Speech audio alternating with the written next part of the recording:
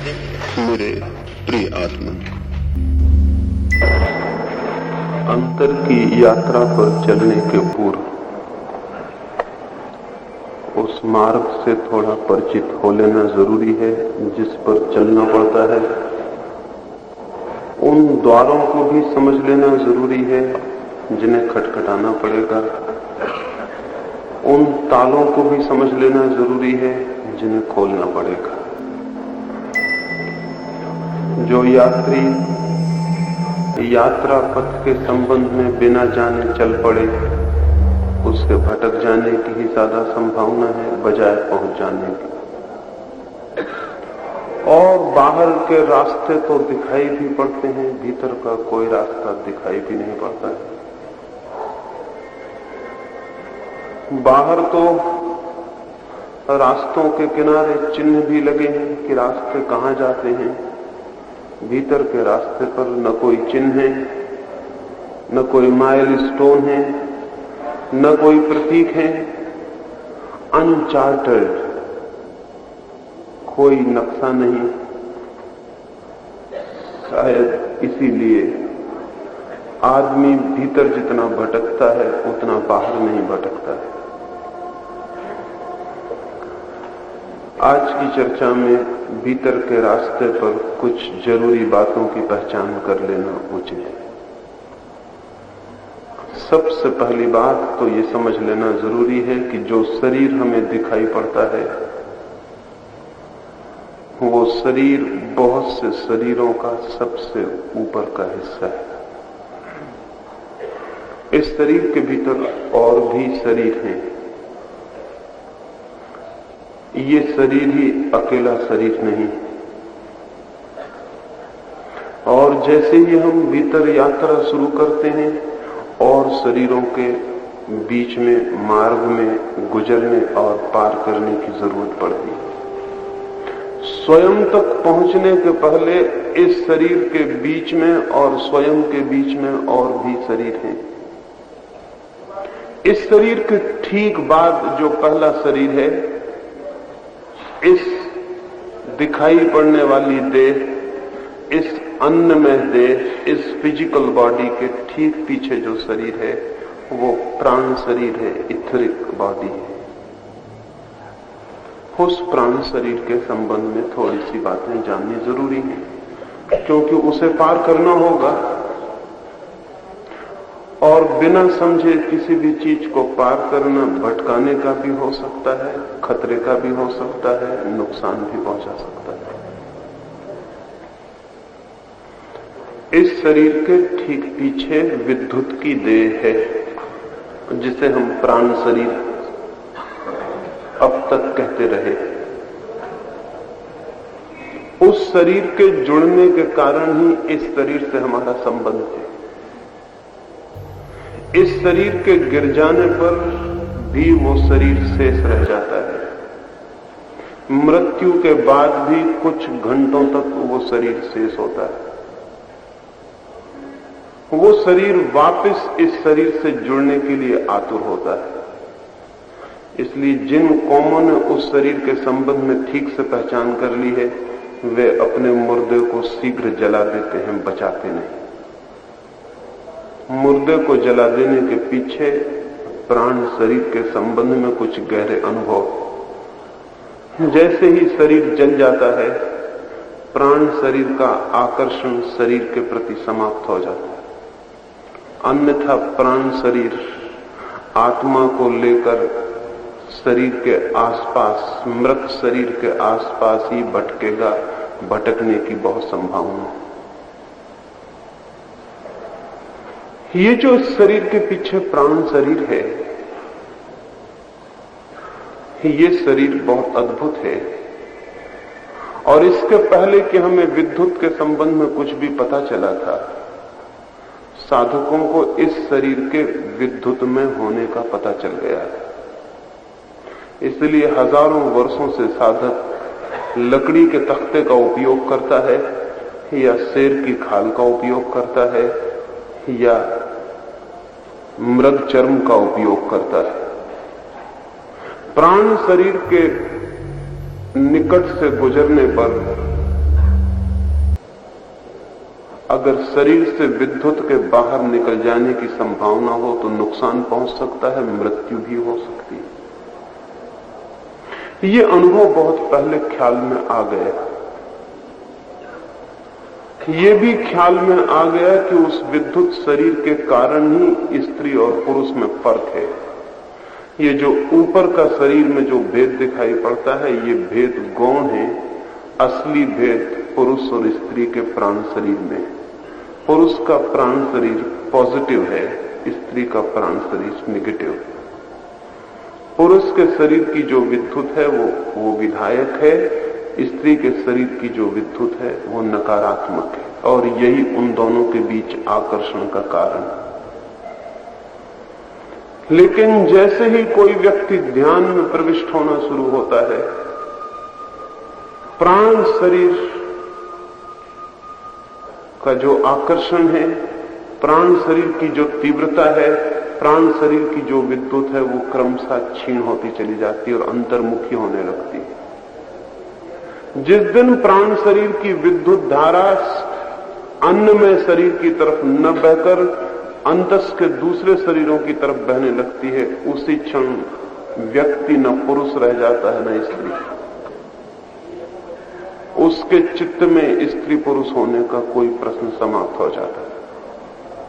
बुद्ध एक पहाड़ के पास कुछ दिनों तक साधना करते थे। रात थी, पूर्णिमा की रात थी। नगर से कुछ लोग आए थे। वो एक वेश्या को भी ले आए थे जंगल में, आनंद के लिए, मंगल के लिए, प्रमोद के लिए। वे नशे में धुत होकर नाचने लगे। उन्होंने उस वेश्या के सारे वस्त्र भी छीन लिए। उन्हें नशे में डूबा हुआ देखकर वो नग्न स्त्री भाग गई। जब उन्हें थोड़ा होश आया तो हैरान हुए। वो उस स्त्री को खोजने निकले। राह पर तो कोई नहीं मिला। उस जंगल में सिवाय बुद्ध के कोई भी न था। वे एक वृक्ष के नीचे साधना में बैठे थे। उन लोगों ने जाके बुद्ध को हिलाया और कहा, भिक्षु, यहां से जरूर तुमने किसी स्त्री को भागते देखा होगा। रास्ते पर चरणों के चिन्ह हैं। वो स्त्री नग्न थी, वेश्या थी। हम पूछ सकते हैं कि वो कहां गई, किस ओर गई? बुद्ध ने कहा, कोई भागता हुआ जरूर निकला था, लेकिन वो स्त्री थी या पुरुष, ये मेरे लिए थोड़ा बताना कठिन है। 10 साल पहले तुम आए होते तो मैं बता सकता था। जब से मेरे भीतर का पुरुष क्षीण हो गया, तब से बाहर की स्त्री को ख्याल करूं तो ही दिखाई पड़ सकती है, अनायास नहीं। फिर उसने वस्त्र पहने थे या नहीं, ये भी मुझे पता नहीं। जब से अपने शरीर पर ही वस्त्रों के होने न होने का पता नहीं चलता, तब से दूसरे के शरीर पर वे वस्त्र हैं या नहीं, ये भी सवाल मिट गया है। बुद्ध ने कहा, जो हम होते हैं वही हमें बाहर दिखाई पड़ता है। लेकिन मैं तुमसे पूछता हूं कि मित्रों, तुम उसे क्यों खोज रहे हो? क्या ये अच्छा ना होगा इस शांत और पूर्णिमा की भरी रात में तुम अपने को खोजो? पता नहीं उन लोगों ने सुना या नहीं। कहते हैं लोग, सदा कहते रहते हैं अपने को खोजो। कौन सुनता है? हम सब किसी और की खोज में दौड़ते रहते हैं। और ये खोज भी अगर हम बहुत गौर से समझेंगे, ये दूसरे की खोज भी हमारे प्राण में शरीर की ही खोज। प्राण में शरीर अधूरा है, या तो पॉजिटिव है या नेगेटिव है। वो दूसरे शरीर को खोजता है जिसके साथ मिलके पूरा हो सके। वो अधूरा है, आधा है। आधा शरीर आधे की खोज करता है और मांग करता है, इसलिए दूसरे की खोज चल रही है। ये जो विद्युत शरीर है हमारे भीतर, ये हमारे इस देह शरीर से 7 स्थानों से संयुक्त है। उसके 7 जगह से कांटेक्ट फील्ड हैं, संपर्क स्थल हैं। उन संपर्क स्थलों का नाम ही चक्र है। इस शरीर को वो विद्युत का शरीर 7 जगह छूता है, स्पर्श करता है, और उन 7 जगह से ही इस शरीर को, उस शरीर के द्वारा शक्ति मिलती है, प्राण मिलता है, जीवन मिलता है। इन 7 चक्रों के संबंध में भी थोड़ी बात जान लेनी जरूरी है, क्योंकि जैसे ही कोई व्यक्ति ध्यान में प्रविष्ट होना शुरू होता है, जैसे ही भीतर की यात्रा शुरू होती है, इन 7 चक्रों के पास से भी उसे गुजरना ही पड़ता है। जाने अनजाने इनके करीब से वो निकलेगा। हर एक व्यक्ति का अनुभव थोड़ा भिन्न होगा, क्योंकि हर एक व्यक्ति का अलग अलग चक्र साधारण रूप से सक्रिय है। इन चक्रों के संबंध में इसलिए भी समझना जरूरी है कि आपको अपनी पर्सनैलिटी, अपने व्यक्तित्व के समझने में भी बड़ा सहारा मिलेगा। आप समझ सकेंगे कि आप किस तरह के आदमी हैं, आपका टाइप क्या है, और उस समझ के द्वारा भीतर प्रवेश करने में बड़ी सहूलियत हो जाती है। क्योंकि जब हम ये समझ लें कि हम किस प्रकार के व्यक्ति हैं, तो हम ये जान लेते हैं कि हम कहां खड़े हैं, और जहां हम खड़े हैं वहीं से तो यात्रा करनी पड़ती है। जिस आदमी को ये भी पता ना हो कि मैं कहां खड़ा हूं, वो यात्रा कैसे करेगा? कहां जाना है यही जानना काफी नहीं है, उससे भी ज्यादा जरूरी जानना यह है कि हम कहां हैं, क्योंकि हम जहां हैं वहीं से हम चलेंगे उस तरफ जहां हमें पहुंचना है। ये 7 चक्र बहुत अद्भुत घटना है। मनुष्य के शरीर में जो सबसे ज्यादा रहस्यपूर्ण है वो ये 7 चक्र है। ये कहीं शरीर को काटने पीटने से खोजने ही मिल जाएंगे। इसलिए फिजियोलॉजिस्ट के पास जाएंगे, वो कहेगा कहां के चक्र, कैसे चक्र? शरीर में कोई चक्र नहीं, इस शरीर में है भी नहीं। चक्रों का अर्थ है कि भीतर का जो दूसरा शरीर है, प्राण शरीर, वो 7 जगह से इस शरीर को स्पर्श करता है, और उन्हीं 7 द्वारों से इस शरीर को शक्ति मिलती है और प्राण मिलते हैं। पहला चक्र शरीर के पीछे जो रीढ़ है, उस रीढ़ के पुच्छ में है, सबसे आखिरी हिस्से में। वो बहुत अद्भुत चक्र है, उस संबंध में कुछ हम जानेंगे। सबसे पहला चक्र वहां है, और सबसे अंतिम चक्र सिर के ऊपर है। फिर बीच में 5 चक्र और हैं। नंबर 2 का चक्र जनन इंद्रिय के पास है, वो सेक्स ऑर्गन के पास है। वो चक्र ही काम को, सेक्स को प्रभावित करता है और आंदोलित करता है। सारी दुनिया में जैसे ही आदमी को जरा सा होश आया, उसने अपनी जनन इंद्रिय को ढक लेने की कोशिश की, क्योंकि ये जो चक्र हैं, अगर दूसरा व्यक्ति इन चक्रों पर अपनी आंखें गड़ा के देख सके तो वो उन चक्रों को प्रभावित करता है। इसलिए शरीर के सारे अंगों को उघाड़ छोड़ने में आदमी को कोई कठिनाई नहीं हुई, लेकिन सबसे महत्वपूर्ण चक्र के स्थान को ढक लेने की अनिवार्यता मालूम पड़ी। चाहे पत्तों से ढक लिया हो उसने, चाहे कपड़ों से, चाहे किसी और ढंग से। जो नंबर 2 का चक्र है, जिसको हम सेक्स सेंटर कहें, काम चक्र कहें, वही सर्वाधिक सक्रिय है मनुष्य के भीतर, क्योंकि प्रकृति को उसी की सबसे ज्यादा जरूरत है। उसी चक्र के द्वारा शरीर अपने को पुनरुत्पादित करता है, रिप्रोड्यूस करता है। उसी के द्वारा व्यक्ति नए नए शरीरों को जन्म देने की तीव्रता और आकुलता से भरता है।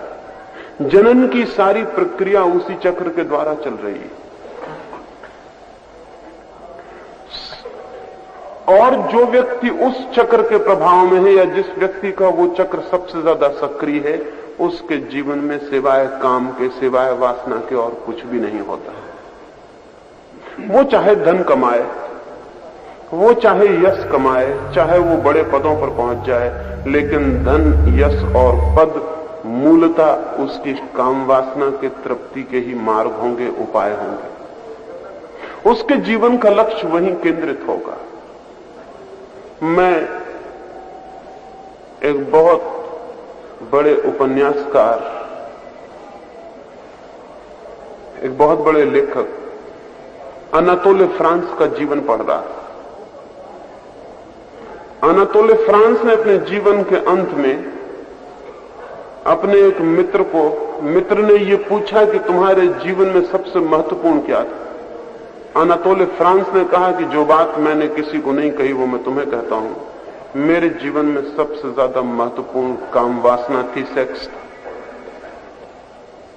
उसका मित्र हैरान हुआ। उसने कहा कि तुम इतने बड़े उपन्यासकार, इतने बड़े लेखक, हम तो सोचते थे तुम्हारे जीवन में साहित्य और कला और संगीत ये महत्वपूर्ण होंगे? उसने कहा वो सब गौण थे, वो सब बहाने थे।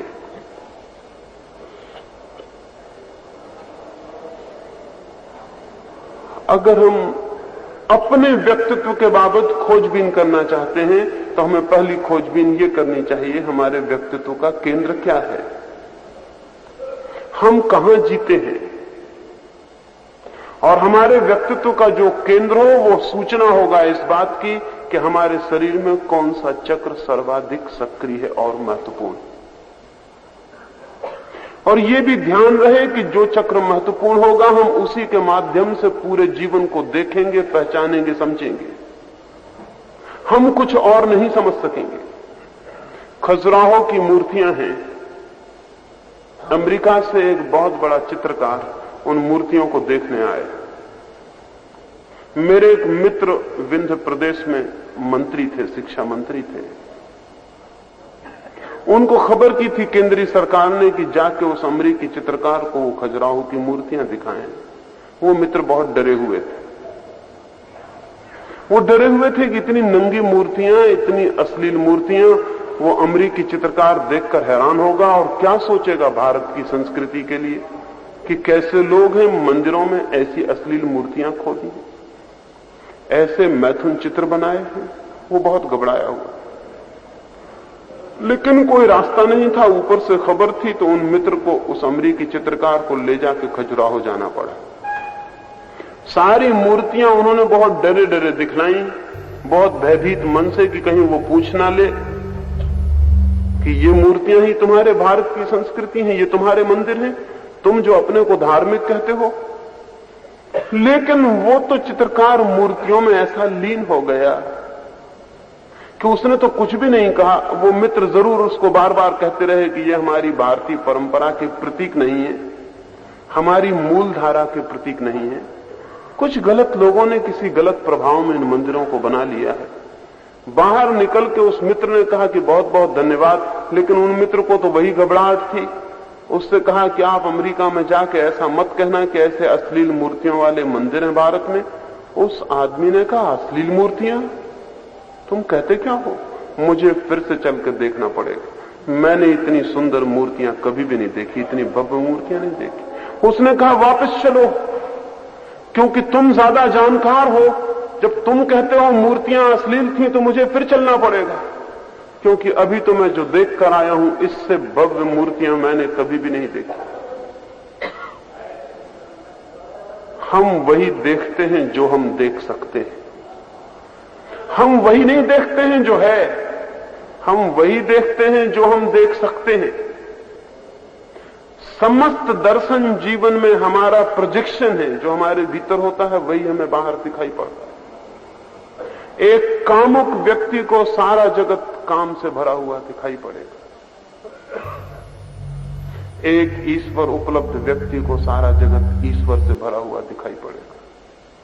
एक क्रोधी व्यक्ति को सारे जगत में सभी लोग क्रोधी मालूम पड़ेंगे। एक प्रेमी व्यक्ति को सारा जगत प्रेम से आंदोलित मालूम पड़ेगा। हम वही देखते हैं जो हम हैं। ये सारा जगत हमारे भीतर का ही प्रोजेक्शन है। जगत एक पर्दा है, उस पर हम वही देख लेते हैं जो हमारे भीतर छुपा है। तो अगर किसी व्यक्ति को जीवन में चारों तरफ सेक्स और काम दिखाई पड़ता हो तो उसे जानना चाहिए कि उसके निजी व्यक्तित्व में सेक्स का केंद्र सर्वाधिक सक्रिय है। और वो है, क्योंकि प्रकृति को उसकी जरूरत है। प्रकृति को आपके और किसी केंद्र की इतनी जरूरत नहीं है जितनी सेक्स के केंद्र की जरूरत है, क्योंकि वो उसी के द्वारा नए शरीरों को जन्म दे सकती है। पशुओं में वही एक केंद्र सक्रिय है और कोई भी केंद्र सक्रिय नहीं। आदमियों में भी अधिक आदमियों में वही केंद्र सक्रिय है, लेकिन दूसरे केंद्र भी सक्रिय हो सकते हैं। और ये ध्यान रहे, जब तक सेक्स का केंद्र ही सक्रिय है तब तक हम में और पशु में बुनियादी फर्क नहीं। पोटेंशियली फर्क है कि हमारे दूसरे केंद्र सक्रिय हो सकते हैं लेकिन वो सक्रिय है नहीं। और आमतौर से आदमी वहीं जीता, उसका साहित्य उठा के देख डालें तो 100 में से 99% साहित्य काम के आसपास घूमता है, सेक्स के आसपास घूमता है। ये बड़ी आश्चर्य की बात है। चित्र उठा के देखें, मूर्तियां उठा के देखें, फिल्में उठा के देखें, कविताएं उठा के देखें, जो भी उठा के देखें, पता चलेगा आदमी का 99% काम के आसपास क्यों घूमता है। जरूर कहीं कोई बात है। काम का केंद्र ही एकमात्र सक्रिय केंद्र है। और ध्यान रहे, ब्रह्मचर्य की साधना में इस काम के केंद्र को निष्क्रिय करने की व्यवस्था है। और ये निष्क्रिय हो जाए तो व्यक्ति के जीवन से वासना ऐसे विलीन हो जाती है जैसे हो ही नहीं। जैसे हम एक बटन को दबा दें और बिजली एकदम विलीन हो जाएगी, जैसे थी ही नहीं, क्योंकि वो कांटेक्ट, वो संपर्क टूट गया जहां से प्रवाहित होती थी। ब्रह्मचर्य की साधना का अर्थ ये नहीं है कि कोई आदमी आंखें बंद करके बैठ जाए। ब्रह्मचर्य की बुनियादी वैज्ञानिक साधना का अर्थ है काम का जो केंद्र है वो निष्क्रिय हो जाए। उसके उपाय हैं, उसके टेक्निक हैं, उसकी विधियां हैं। सैकड़ों वर्ष पहले 25 वर्ष तक किसी भी युवक को ब्रह्मचर्य की साधना में रखा जा सकता था। उसका कारण ये नहीं था कि उनको फिल्म देखने नहीं मिलती थी, उसका ये भी कारण नहीं था कि स्त्रियां दिखाई नहीं पड़ती थी या स्त्रियों को पुरुष दिखाई नहीं पड़ते थे, उसका कारण ये भी नहीं था कि वो कसम खा के बैठे हुए थे। इस सब का कोई कारण न था। इस सब के पीछे वैज्ञानिक प्रक्रिया है। उस केंद्र को निष्क्रिय किया जा सकता है। उसके निष्क्रिय होते से ही सेक्स विलीन हो जाता, उसका कोई पता नहीं चलता जब तक कि वो केंद्र पुनः सक्रिय न हो जाए। 100 में से 3 लोगों का केंद्र जन्म से ही निष्क्रिय होता है। और इस तरह के 3% लोगों को समझ में ही नहीं आता कि लोग इतने पागल क्यों हैं, इतने दीवाने क्यों। उनकी समझ के बिल्कुल बाहर होता, उनकी कल्पना के ही बाहर होता। छोटे बच्चों का सेक्स केंद्र निष्क्रिय होता है, धीरे धीरे सक्रिय होना शुरू होता है। 14 वर्ष के करीब जाकर वो ठीक से गति लेता है। उसके पहले उन्हें कुछ बोध नहीं कि क्या हो रहा है। वो केंद्र जब सक्रिय होगा तभी बोध होगा, वो केंद्र सक्रिय नहीं होगा तो बोध नहीं हो सकता है। इस बात को अपने चित्त में बहुत साफ होना चाहिए कि मेरा ये केंद्र अति सक्रिय तो नहीं है। अगर अति सक्रिय है तो ध्यान के करने के पहले और ध्यान के बाद निरंतर अपने मन में यह दोहराना चाहिए कि मेरा ये केंद्र कम सक्रिय हो जाए। ध्यान के पहले और ध्यान के बाद उस केंद्र पर भीतर ध्यान ले जाकर मन में ये सुझाव देना चाहिए कि केंद्र कम सक्रिय हो जाए। थोड़े ही दिनों में एक बुनियादी फर्क दिखाई पड़ना शुरू होगा। उस केंद्र के बाद दूसरा केंद्र नाभि का केंद्र है। नाभि का केंद्र फियर और भय का केंद्र। जैसे जन्नेन्द्रिय का केंद्र सेक्स का केंद्र है, वैसे नाभि का केंद्र भय का केंद्र है। ये शायद आपको ख्याल में आया होगा कि जब भी आप भयभीत होंगे नाभि डमाडोल हो जाएगी और परेशान हो जाएगी। अगर आप कार चला रहे हैं और एकदम से एक्सीडेंट हो तो आपके शरीर में जो झटका पहुंचेगा वो नाभि पर पहुंचेगा और कहीं नहीं। अगर कोई आदमी एकदम से आपकी छाती पर छुरा लेके चढ़ जाए तो सबसे बड़ा झटका नाभि पर पहुंचेगा।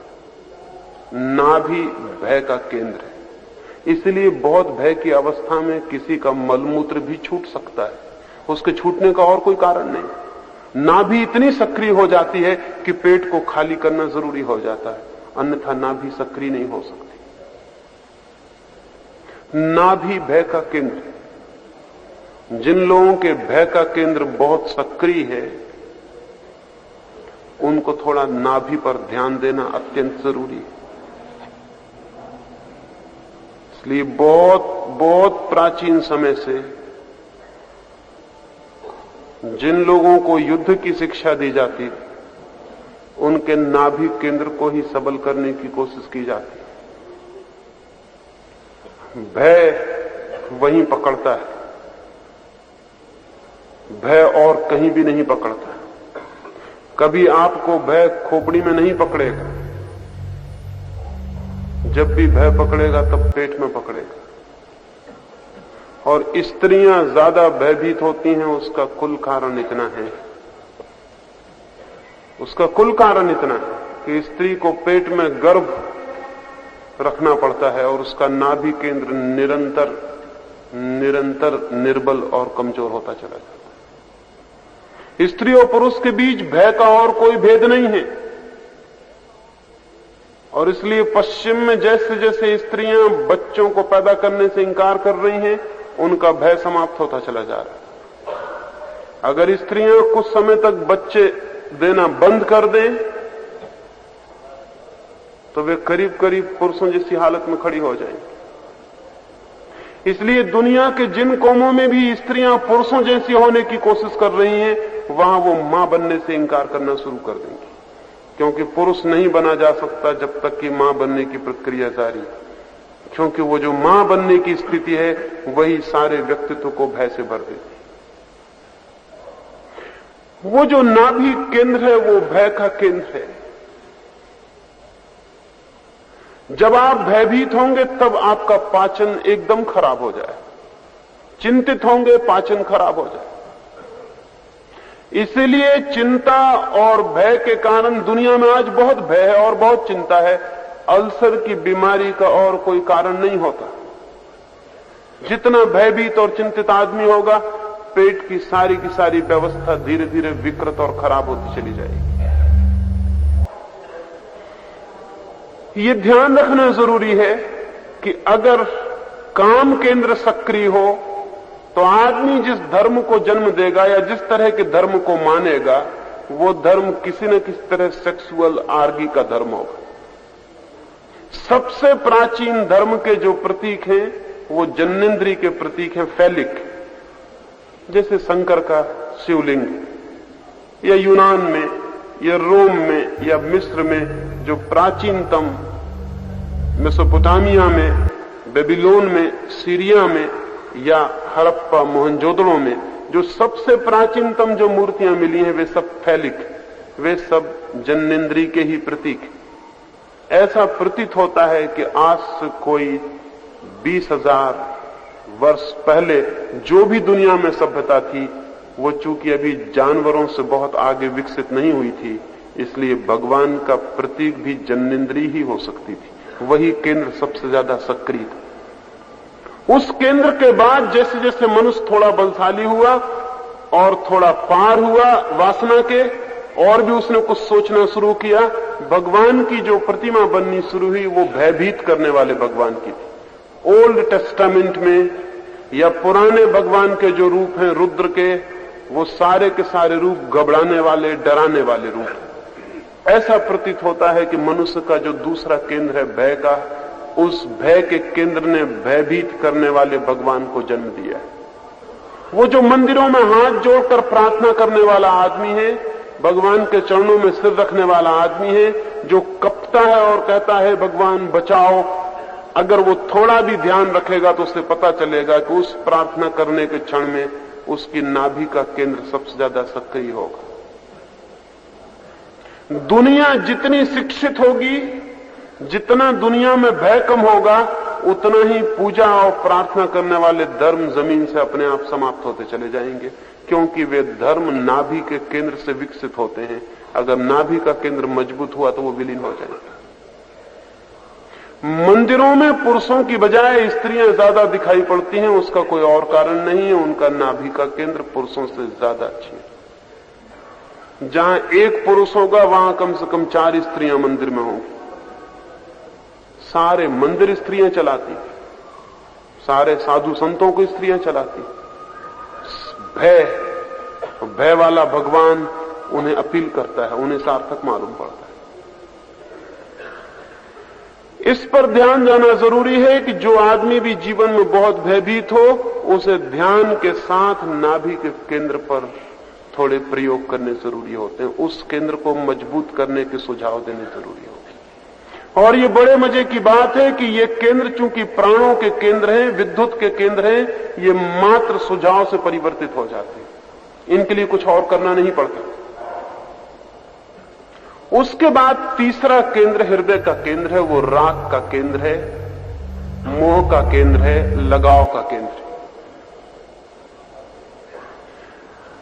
जो लोग तीसरे केंद्र से प्रभावित होते हैं वे किसी न किसी तरह के भक्ति वाले धर्म में दीक्षित हो जाएंगे, जहां राग मोह उस तरह के आसक्ति की पकड़ने की संभावना हो। ये तीसरे केंद्र पर भी ध्यान रखना जरूरी है, इसे भी समझ लेना जरूरी है कि वो क्या क्या कर सकता है। वो भी बहुत सक्रिय है, पूरब के मुल्कों में बहुत सक्रिय है, पश्चिम के मुल्कों में कम होना शुरू हुआ है। इसलिए पश्चिम के मुल्कों में परिवार टूट रहा है। परिवार के टूटने को कभी नहीं रोका जा सकता पश्चिम में, जब तक कि उनके हृदय के केंद्र को मजबूत करने की कोई वैज्ञानिक प्रक्रिया में दीक्षित न किया जाए। परिवार वहां टूटता ही चला जाएगा, क्योंकि राग का केंद्र टूट गया है, या टूट रहा है, या शिथिल हो गया, या निष्क्रिय। पूरब के मुल्कों में भी घटना शुरू हो गई है। और ये भी ध्यान रहे कि ये केंद्र भी पुरुष की बजाय स्त्री का ज्यादा सक्रिय है, इसलिए परिवार को बनाने वाला पुरुष नहीं है, परिवार को बनाने वाली स्त्री। इस भूल में कोई न रहे कि परिवार पुरुष ने निर्मित किया है। पुरुष परिवार निर्मित कर ही नहीं सकता। परिवार पुरुष के बावजूद निर्मित हो गया है। पुरुष तो परिवार से प्रतिपल भागने की चेष्टा में रत है। वो तो प्रतिपल भाग जाना चाहता है। उसका कोई राग का केंद्र उतना तीव्र नहीं है। स्त्री ने सारी की सारी सभ्यता खड़ी की है, परिवार और घर उसने खड़ा किया है। पुरुष जन्म से खानाबदोश है, वो भटकने वाला है। वो भटकता रहे उतना सुखी होगा, जितना भटके उतना सुखी होगा। स्त्री एक जगह खूंटी गाड़ के बैठ जाना चाहती है। भटकना उसे बहुत कठिन मालूम पड़ता है। भटकना उसके मन की बात नहीं है। कहीं वो लगाव बांध ले, कोई छोटी जमीन हो, कोई छोटा मकान हो जहां वो बैठ जाए। और इसीलिए परिवार,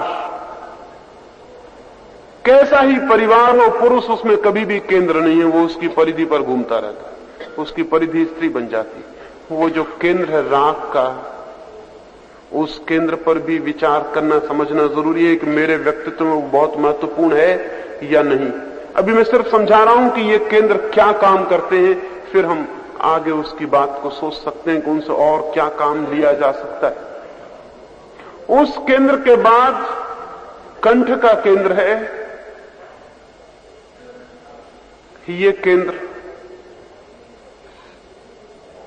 व्यक्तित्व को वाणी देता है, विचार भी देता है। और जिन लोगों का कंठ का केंद्र बहुत सक्रिय है, उनका जीवन अक्सर सिर्फ विचार करने में, बातचीत करने में खो जाता है। वे कुछ और नहीं कर पाते।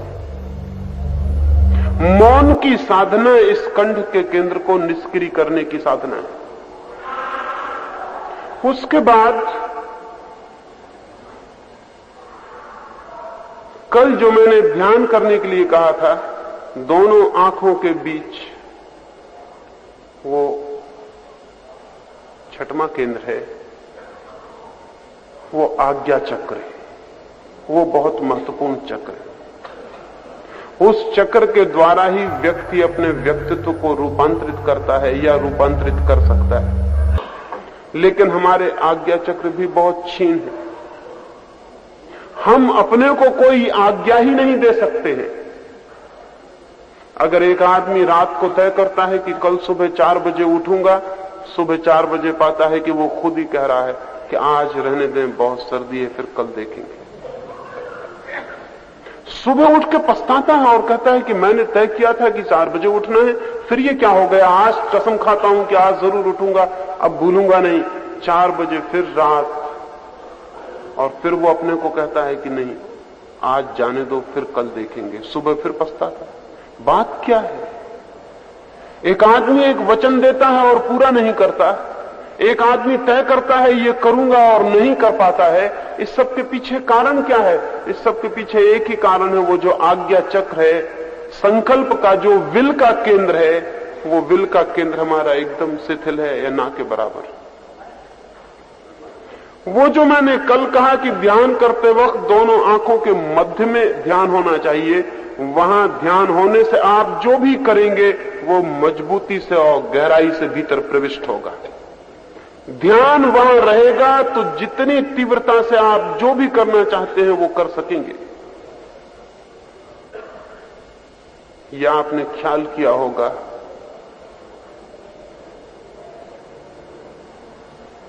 कि ये जो चक्र है,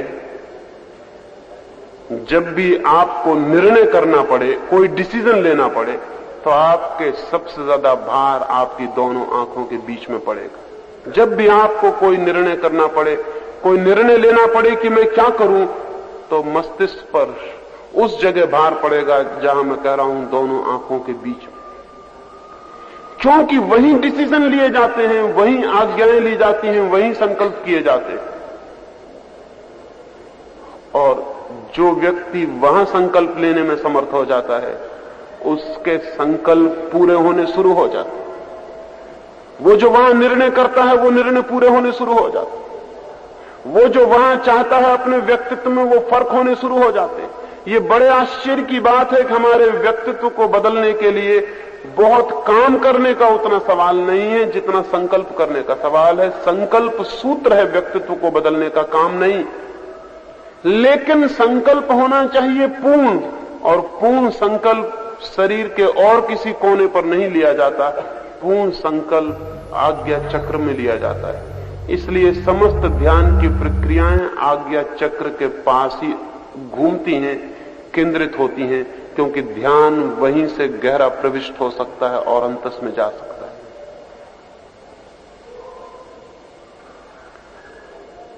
अगर आप अफ्रीका के जंगली आदमियों से पूछें, या ऑस्ट्रेलिया के बुशमैन से पूछें, या अमेज़न के जंगलों में रहने वाले आदिवासी से पूछें, तो आप हैरान हो जाएंगे एक बात जानकर। जब पहली बार इन आदिवासियों को यह खबर लगी कि दुनिया के दूसरे लोग सिर से सोचते हैं, तो बहुत हंसने लगे। उन्होंने कहा, सिर से कोई सोच ही नहीं सकता, हम तो पेट से सोचते हैं। आदिवासी पेट से ही सोचता है। वो जो मैंने नाभि का चक्र कहा, उसी से सोचता है। वो अभी पशुओं से बहुत ज्यादा विकसित हालत में नहीं। हजारों साल तक करोड़ों लोग यही समझते रहे हैं कि सोचने की प्रक्रिया पेट में होती, बैली में होती। सोचने की प्रक्रिया बुद्धि में नहीं होती। और हम में से भी बहुत ही कम लोग सिर से सोचते हैं।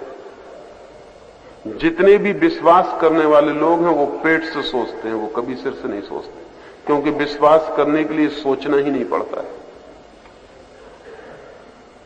और इसलिए जो आदमी विश्वास ही किए चला जाता है, उसके ऊपर के चक्र कभी विकसित नहीं होते, उसके नीचे के चक्र ही रह जाते हैं, वही सक्रिय रह जाते हैं।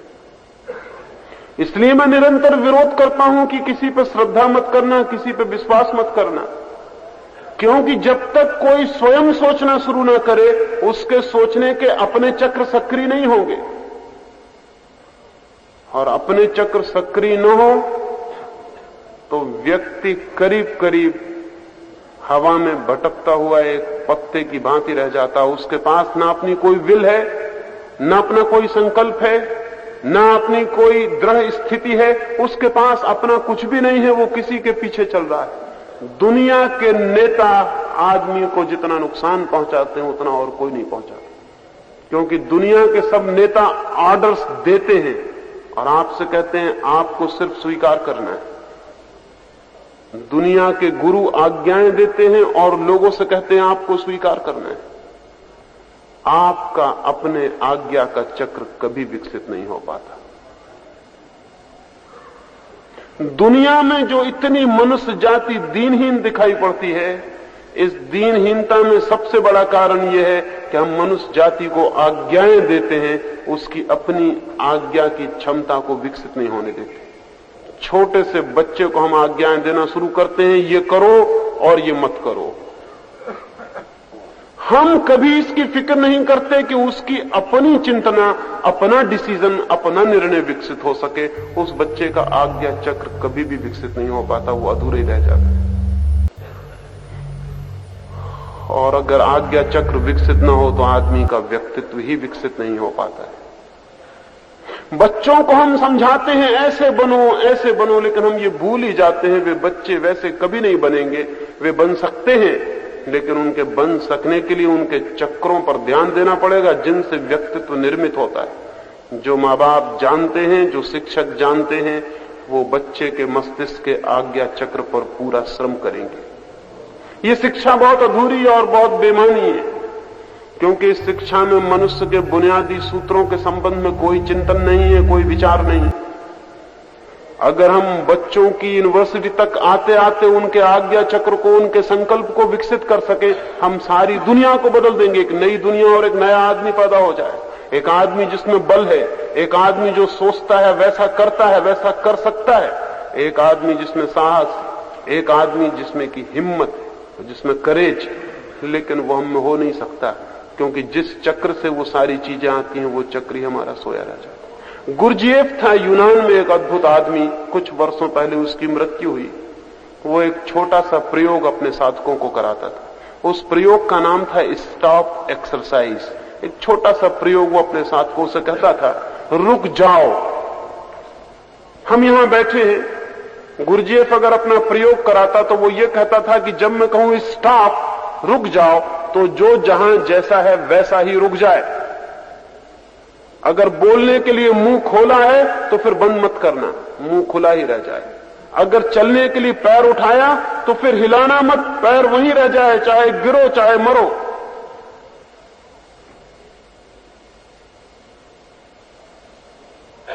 क्यों? ये क्या पागलपन की एक्सरसाइज है? इससे क्या मतलब है? लेकिन जिन लोगों ने उसके साथ ये प्रयोग किया वो दूसरे आदमी हो गए, और उन्होंने कहा हम हैरान हो गए, इतना छोटा सा प्रयोग कितनी क्रांति करवा सकता। क्योंकि बहुत बल चाहिए इस बात में। आप अपने को धोखा देने की कोशिश करेंगे कि कोई देख तो रहा नहीं, पैर इतना ऊंचा बहुत तकलीफ दे रहा, थोड़ा नीचे करके रख लो। और अगर नीचे करके रख लिया तो किसी और का नुकसान नहीं किया। वो जो चक्र आपके भीतर जिसको विकसित करने के लिए वो एक्सरसाइज थी, वो बेमानी चला गया। लेकिन अगर आपने हिम्मत की और आप खड़े रह गए वैसे ही जैसे आप थे, आंख खुली थी तो आंख खुली रह गई, अब पलक झपेगी नहीं। हाथ ऊपर उठा था तो ऊपर रह गया, मुंह खुला था तो मुंह खुला रह गया, एक पैर ऊपर उठा था एक पैर ऊपर उठा रह गया, कमर झुकी थी तो झुकी रह गई। बहुत तकलीफ हो गई, लेकिन अब हिलना भी नहीं है। और इस प्रक्रिया में जो खड़ा रह जाएगा वो अपने को आज्ञा दे रहा है, वो अपने संकल्प को बल दे रहा है। एक बार वो तिफलिस में ठहरा हुआ था गुरजीएफ, रूस के एक छोटे गांव में, अपने 30 मित्रों को लेकर उनको साधना के लिए ले गया था। और उसने कहा था कि 30 दिन निरंतर स्टॉप एक्सरसाइज के सिवाय कुछ भी नहीं करना है। जब भी मैं कहूं स्टॉप, तब तुम रुक जाना जो जहां हो। कोई स्नान करता हो तो वहीं ठहर जाएगा, कोई भोजन करता हो तो वहीं ठहर जाएगा, जो जो कर रहा हो बस वैसे ही ठहर जाना जैसे मूर्ति हो गए। पास ही उस तंबुओं के पास जहां वे ठहरे थे एक नहर बहती थी। नहर सूखी थी, कभी कभी उसमें पानी छोड़ा जाता था। सुबह का वक्त था, सारे 30 लोग आसपास घूमने निकले हुए थे। 3 आदमी उस नहर को पार कर रहे थे। सूखी नहर थी, पानी नहीं था। अचानक गुरजीएफ ने अंदर से चिल्लाया स्टॉप। वो सारे लोग रुक गए, वो 3 लोग भी रुक गए। किसी ने पानी छोड़ दिया नहर का, पानी जोर से भागा हुआ आया। गुरजीएफ तंबू के भीतर बंद है। उन 3 आदमियों की कमर तक पानी भर गया, गले तक पानी भर गया। जब गले के ऊपर पानी बढ़ने लगा तो एक आदमी छलांग लगा के बाहर निकल गया। उसने कहा उसे पता नहीं है, वो तो तंबू के भीतर बैठे हुए हैं और हमारी यहां जान जाने के करीब आ गई। वो बाहर निकल गया। उसे पता नहीं कि उसने एक मौका चूक गया, एक मौका, जबकि पूरा शरीर कह रहा था कि हट जाओ बाहर। तब सिर्फ संकल्प कह सकता था कि नहीं हटते हैं, जान दांव पर लगाते हैं, लेकिन बदलेंगे नहीं।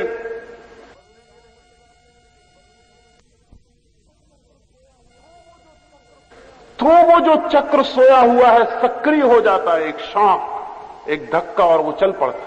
लेकिन वो चूक गया, वो बाहर कूद गया। अक्सर लोग कूद जाएंगे, आप भी होते तो कूद गए होते, उसने कुछ गलती नहीं की थी।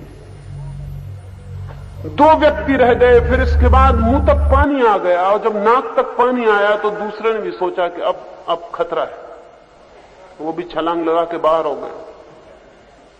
लेकिन तीसरा आदमी खड़ा रहा। खतरा उसको भी दिखाई पड़ा, अंधा नहीं था, जान जाने की नौबत दिखाई पड़ी, मौत सामने आ गई, पानी सिर के ऊपर से निकल गया। लेकिन उसने कहा कि अब जो भी हो जाए, जो तय किया है तो तय किया है। गुरजिए भागा पागल की तरफ तंबू के भीतर से। वो नहर तो जान के छुड़वाई गई थी। खूंदा पानी में उस आदमी को बाहर निकाला।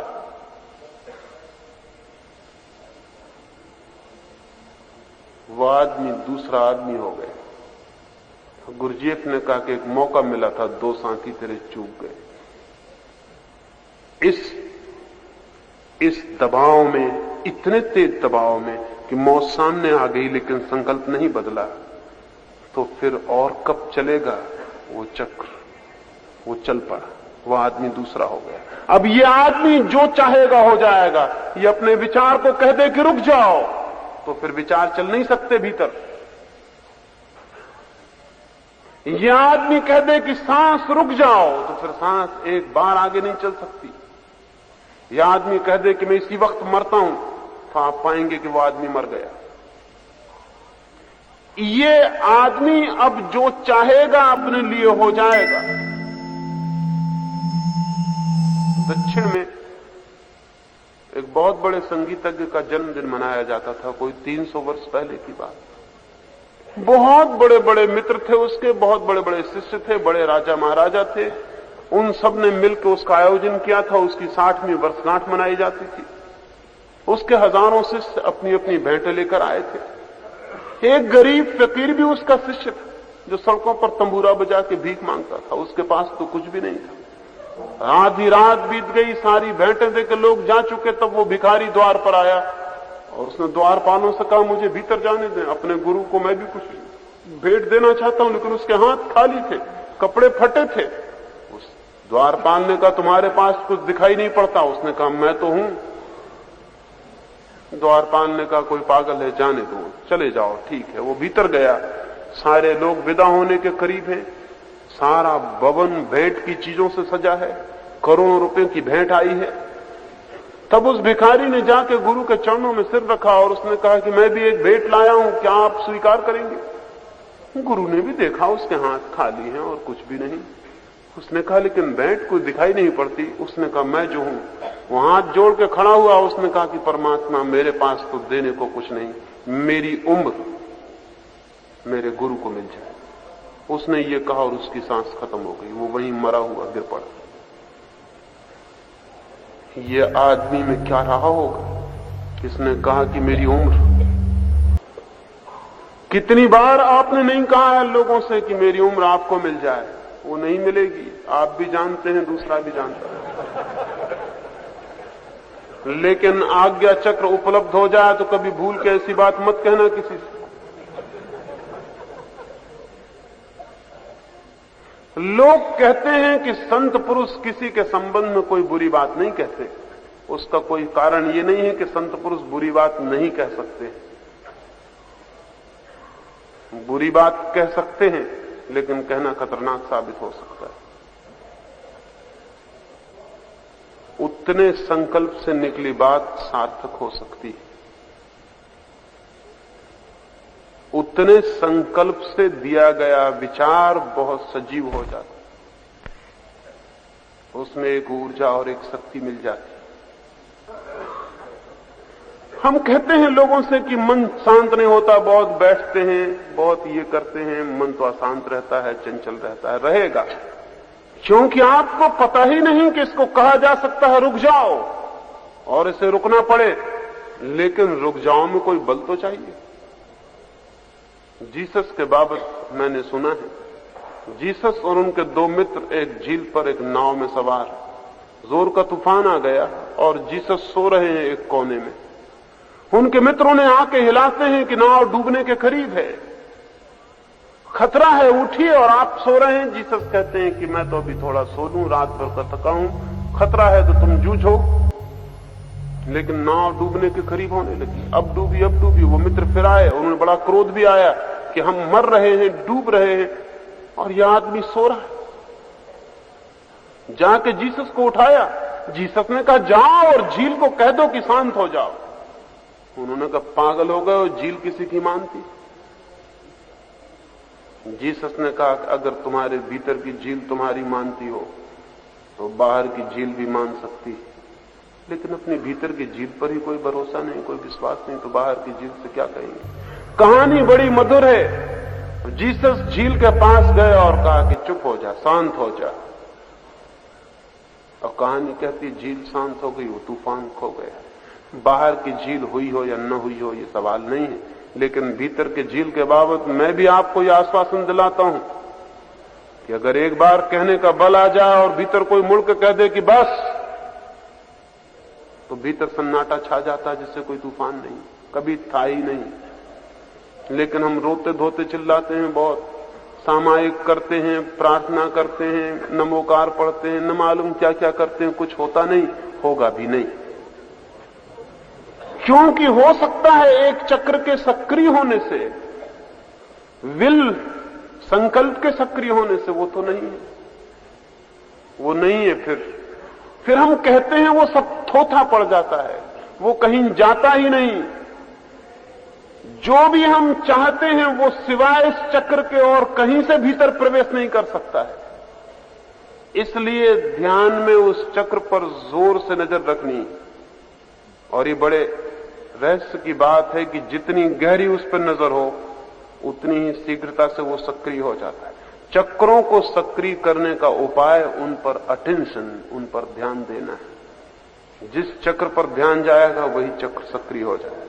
इसका आपको शायद पता भी नहीं होगा कि अगर आप अपनी नाड़ी पर हाथ रख के गिनती करें तो जितनी गिनती निकलेगी, फिर दोबारा नाड़ी पर पूरा ध्यान देके गिनती करें और आप पाएंगे कि नाड़ी की गति बढ़ गई। सिर्फ ध्यान देने से गति बढ़ जाएगी। ध्यान नाड़ी पर दिया और गति बढ़ी। आप श्वास पर बैठ के 5 मिनट ध्यान दें और आप पाएंगे कि श्वास गहरी हो गई। चक्रों के मामले में तो और भी अद्भुत बात है, जिस चक्र पर ध्यान देंगे वही सक्रिय हो जाएगा। ध्यान चक्र का भोजन, फ्यूल। पेट्रोल डाल दिया गाड़ी में और गाड़ी चल पड़ी। अकेले नाम से नहीं चलेगी गाड़ी, हालांकि मैंने ऐसी अफवाहें सुनी है। एक बार ऐसा हुआ कि फोर्ड की एक दुकान में एक आदमी कार खरीदने गया। उसने जो गाड़ी पसंद की उसको दिखाने के लिए मैनेजर वो कार निकाल के बाहर गया। 5-7 मील जाके वो गाड़ी एकदम झटका खा के बंद हो गई। उस देखने वाले ग्राहक ने कहा कि बड़ी हैरानी की बात है, नई गाड़ी और एकदम बंद हो गई 7 ही मील चल के, ये नहीं चलेगा। मैनेजर ने अपने ड्राइवर को कहा कि जरा गौर से देख, पेट्रोल डाला भी था कि बिना डाले ले आया।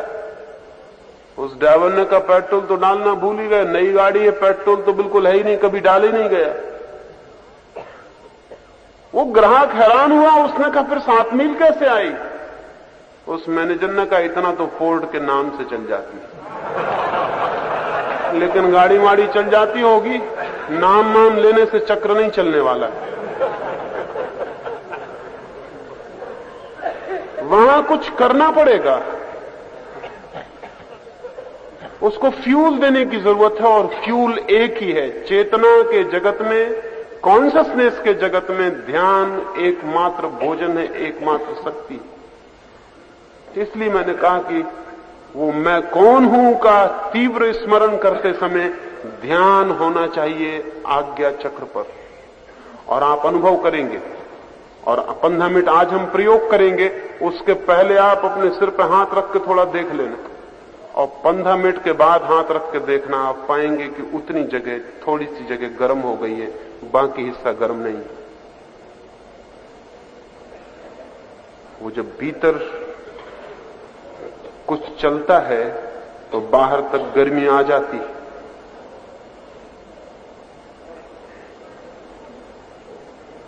सच तो यह है कि जिनको चक्रों का अनुभव है वो आपके शरीर पर हाथ रख के जांच कर ले सकते हैं कि कौन सा चक्र सक्रिय है। रामकृष्ण की तो बड़ी आदत थी। विवेकानंद पहली दफा गए तो रामकृष्ण बगल के कमरे में ले गया, द्वार बंद कर दिया और कहा कमीज खोल। विवेकानंद थोड़ा घबराए कि क्या मामला है, कमीज किस लिए खोले। वो तो अच्छा हुआ कि लड़के थे, लड़की होते तो बहुत झंझट हो जाती। रामकृष्ण का पहले कमीज खोल।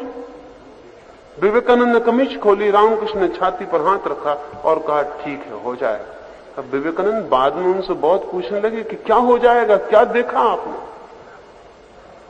रामकृष्ण ने कहा पहले देख बोलूं कि कौन सा चक्र तेरा सक्रिय है, नहीं तो मैं किसी दूसरी चीज पे मेहनत करता रहूं और सब गड़बड़ हो जाए।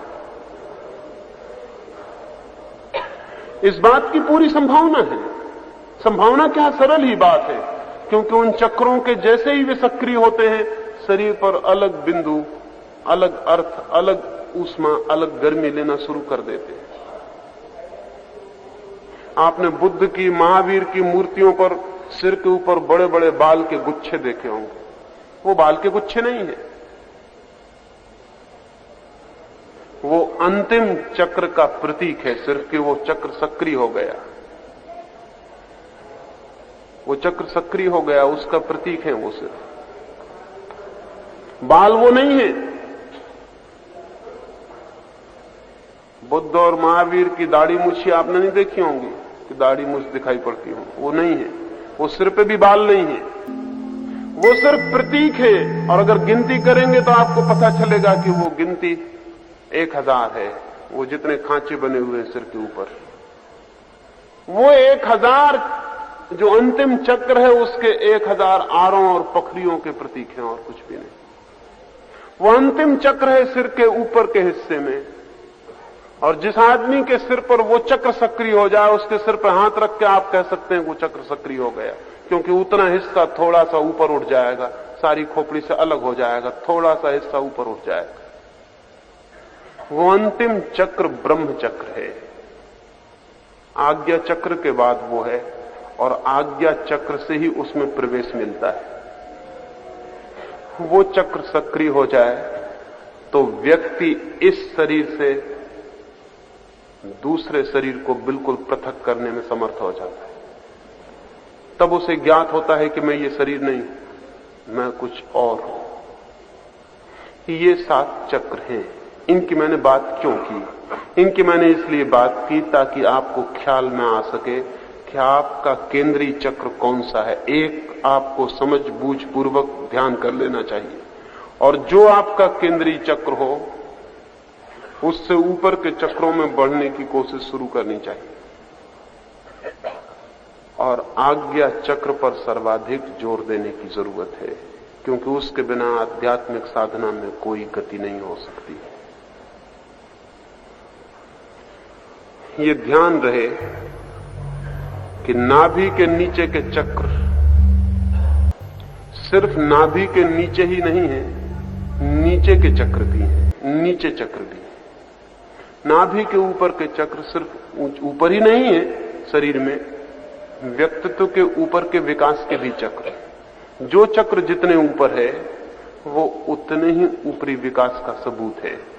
अंतिम चक्र सर्वाधिक विकास का सबूत है। जैसे ही आप इस मैं कौन हूं के ध्यान में तीव्रता लाएंगे और 3 या 4 महीने इस प्रयोग को चलाएंगे, आपको अपने चक्रों का स्पष्ट बोध और दर्शन होना शुरू हो जाएगा। आपको ये दिखाई पड़ना शुरू हो जाएगा कि मेरा कौन सा चक्र बिल्कुल निष्क्रिय पड़ा है, कौन सा सक्रिय। और आपको ये भी दिखाई पड़ना शुरू हो जाएगा कि जो चक्र सक्रिय है उसी तरह के राग, द्वेष, क्रोध, माया, मोह वो सब मुझ में सक्रिय। इसलिए क्रोध को बदलना हो या मोह को बदलना हो तो क्रोध और मोह को कोई नहीं बदल सकता, उसके चक्र को निष्क्रिय करने से बदलाव शुरू हो जाती। प्रेम जगाना हो तो कोई प्रेम नहीं जगा सकता, प्रेम के चक्र को सक्रिय कर देने से प्रेम की धारा शुरू हो जाती।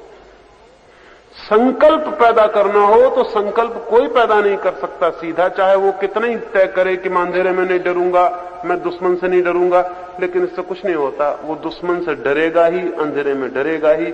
वो जो ये कह रहा है कि मैं नहीं डरूंगा, ये भी डर का ही सबूत है, डर की ही खबर। कोई बहादुर आदमी कभी नहीं कहता कि मैं नहीं डरता हूं। जो भी आदमी कहे मैं नहीं डरता हूं, समझना कि वो आदमी बहादुर नहीं तो उसे ये ख्याल भी पैदा नहीं होता कि मैं नहीं डरता हूं। अकबर के दरबार में दो राजपूत जवान लड़के एक दिन सुबह सुबह आए। दोनों जुड़वा भाई हैं। आके अकबर के दरबार में खड़े होकर उन्होंने कहा कि हम सेना में भर्ती होने की तलाश में हैं, हम दो बहादुर जवान हैं, क्या आपको जरूरत है? अकबर ने कहा कि तुम बहादुर जवान अपने को कहते हो, कोई सर्टिफिकेट, कोई प्रमाण पत्र लाए हो? हम कैसे मान लें कि तुम बहादुर हो? वो दोनों हंसने लगे। उसने कहा हमें ऐसी आशा न थी कि आप जैसा आदमी और ये पूछेगा। बहादुरी का कहीं कोई सर्टिफिकेट हुआ है, कोई प्रमाण पत्र हुआ है? और बहादुर आदमी किसके पास जाएगा लिखवाने? अगर कोई आदमी प्रमाण पत्र लिखवा के आया तो सबूत हो गया कि आदमी बहादुर नहीं। बहादुर आदमी किसी से प्रमाण पत्र लिखवाएगा कि लिख दो मेरे लिए कि मैं बहादुर हूं। चरित्रवान आदमी किसी के पास जाएगा कि लिख दो कि मैं चरित्रवान हूं। अगर चरित्र खुद अपना प्रमाण नहीं है तो कौन सा प्रमाण पत्र प्रमाण हो सकता है? उन्होंने कहा हम बहादुर हैं, इतना हम कह सकते हैं, मौका पड़े तो दिखा सकते हैं, लेकिन प्रमाण पत्र नहीं। अकबर ने कहा तो देखें, फिर हम कैसे देखें, कैसे पता चले? तो उन्होंने कहा देखना ही चाहते हैं। अकबर ने कहा देखना चाहते हैं। उन दोनों की तलवारें बाहर निकल गई। अकबर तो एक क्षण घबरा गया कि उनका क्या इरादा है, और वो तलवारें तो जूझ गई एक दूसरे से। जुड़वा भाई थे, दोनों प्यारे जवान थे, अभी फूल खिलना शुरू हुआ, वो एक दूसरे की छाती में घुस गई। वो दोनों जवान एक क्षण बाद जमीन पर पड़े थे, खून के फवारे बह रहे थे। अकबर ने कहा पागलो ये क्या किया? तो उन्होंने कहा कि सिवाय मरने के और बहादुर क्या सबूत दे सकता है? बहादुरी का और क्या सबूत हो सकता है कि हम मर सकते हैं हंसते हुए एक क्षण में? मौत हमें खेल। राजपूत सरदारों को बुलाया अकबर ने और कहा ये क्या गड़बड़ हो गई? तो उन्होंने कहा आप गलत आदमी हो, आपको पता नहीं कि राजपूत से बहादुरी की बात नहीं पूछनी चाहिए। अब कभी भूल के मत पूछना, क्योंकि मतलब ही एक होता है कि मौत को हम खेल समझते हैं। ये जो दो जवान लड़के हैं, इनके आज्ञा चक्र का आपको कुछ अंदाज हो सकता है कि कैसा रहा होगा। अगर मौत को ये इस तरह खेल सकते हैं तो परमात्मा को भी इसी तरह पा सकते हैं। ध्यान रहे, परमात्मा के रास्ते पर भी छतरी होने की जरूरत पड़ती है। वो रास्ता भी बनिए का रास्ता नहीं, वो नहीं है। वो रास्ता भी एक साहस से भरे हुए संकल्पवान आदमी का रास्ता है। इसलिए दुनिया जितनी कम छतरी होती चली गई है, उतना ही परमात्मा से हमारा संबंध समाप्त होता चला गया। दुनिया आज वणिक के हाथ में है, वैश्य के हाथ में। आज हम कह सकते हैं कि 20वीं सदी बनिए की सदी है। आज दुनिया में ताकतवर वो है जो चालाक दुकानदार। अगर हम ऐसा इतिहास को उठा कर देखें तो शायद इतिहास के प्राथमिक चरण और तरह के व्यक्तित्व से प्रभावित रहे। अब और तरह का व्यक्तित्व प्रभावी है, कल शायद और तरह का व्यक्तित्व प्रभावी होगा। एक बात तय है लेकिन कि जिस समाज में जितना साहस कम होगा उतना संकल्प कम होगा, जितना संकल्प कम होगा उतना धर्म कम हो जाएगा। क्योंकि धर्म मूलतः संकल्प की ही अभिव्यक्ति है। इसलिए मेरा जोर है कि इस चक्र पर पूरी की पूरी चेष्टा करनी ही ये द्वार है। और आज जब हम ध्यान के लिए बैठे तो सारी समग्र शक्ति दोनों आंखों के बीच में चली जाए कि वहां कोई चीज चलने लगे, कोई सूरज घूमने लगे।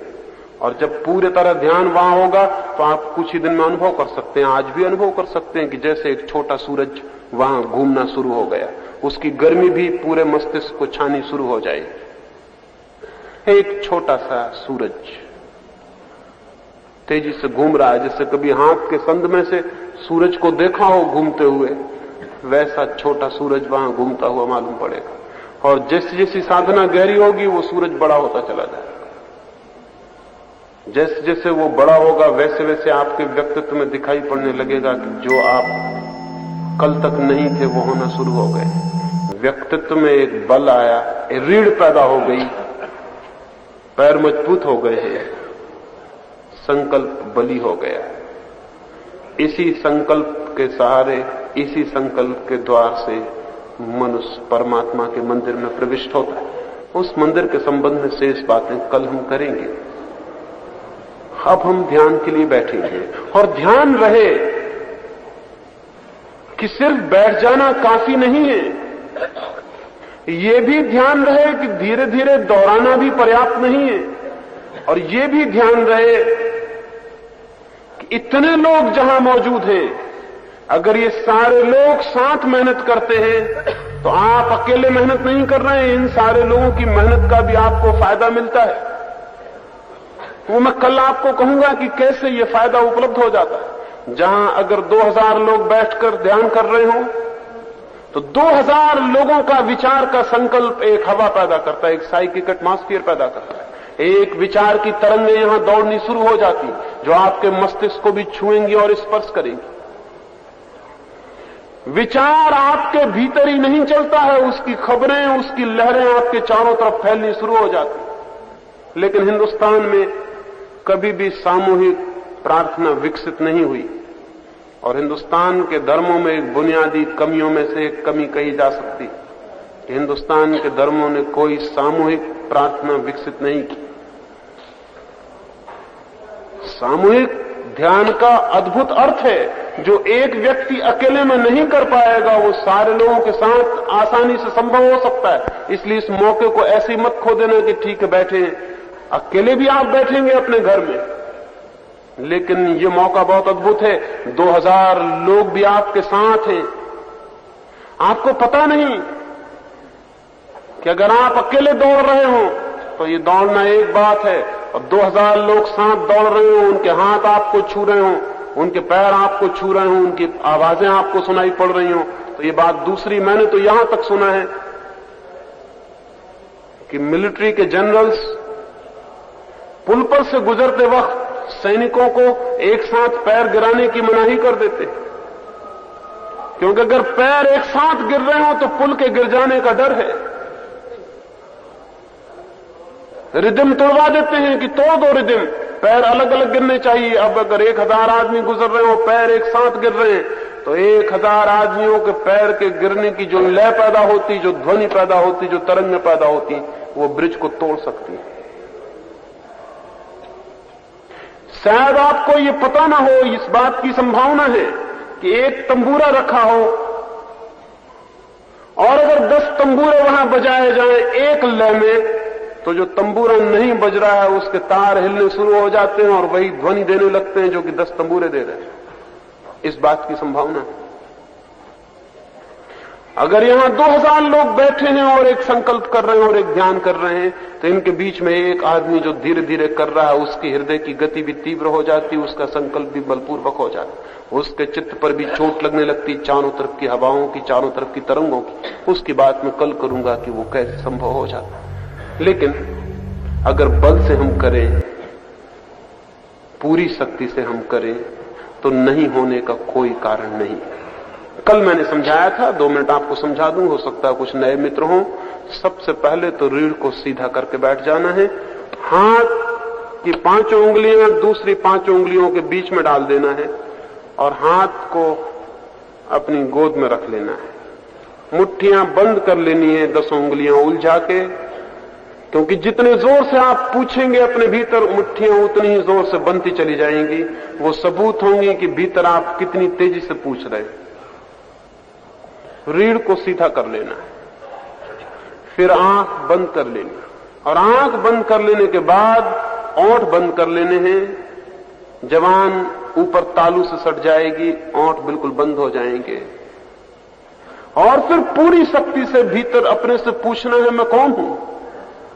मैं कौन हूं, और तेजी से पूछना है कि दो मैं कौन हूं के बीच में जगह न रह जाए, और इतनी तेजी से पूछना है कि भीतर कोई शक्ति कायम बाकी न रह जाए, पूरी शक्ति से पूछना है कि मैं कौन हूं। सारा प्राण कब जाए, सारे प्राण की झील मंथन करने लगे, एक एक रोआ पूछने लगे, हृदय की धड़कन पूछने लगे, श्वास श्वास पूछने लगे, सारा शरीर पूछने लगे कि मैं कौन हूं। एक बुखार, एक ज्वर छा जाए पूरे व्यक्तित्व पर।